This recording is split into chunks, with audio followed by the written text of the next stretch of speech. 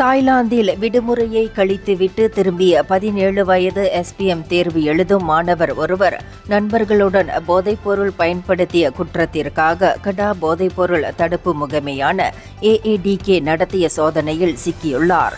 பினாங்கைச் சேர்ந்த அந்த 5ஆம் படிவ மாணவர் 3 நண்பர்களுடன் 2 மோட்டார் சைக்கிள்களில் வீடு திரும்பிக் கொண்டிருந்த போது புக்கிட் காயு ஹித்தாமில் நடத்தப்பட்ட சோதனையில் சிக்கினார்.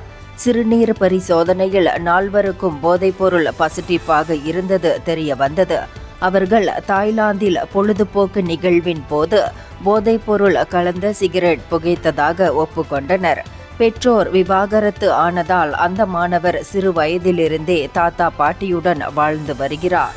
வாழ்க்கை அழுத்தங்களும் முயற்சி செய்யும் ஆர்வமும் தான் போதைப்பொருள் எடுத்ததற்கான காரணம் என அந்த மாணவர் விளக்கமளித்துள்ளார்.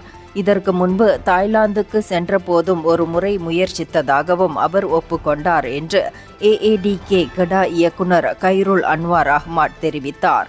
இதே நடவடிக்கையில் 17 முதல் 19 வயது வரை 6 இளைஞர்கள் AADK இடம் சிக்கியதாகவும் அவர் குறிப்பிட்டார்.